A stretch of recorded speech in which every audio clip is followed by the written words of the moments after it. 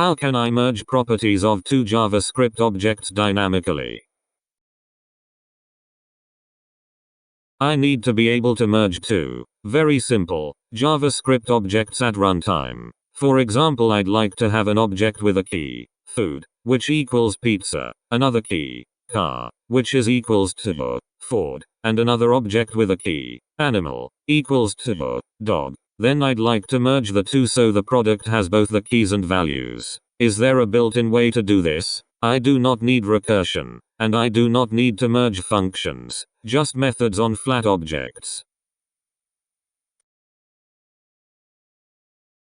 ECMAScript 2018 standard method. You would use object spread, let merged equals, obj1, obj2. Merged is now the union of obj1 and obj2. Properties in obj2 will overwrite those in obj1. There's no limit to the number of objects you can merge. Later properties overwrite earlier properties with the same name. Const all rules equals, obj1, obj2, obj3.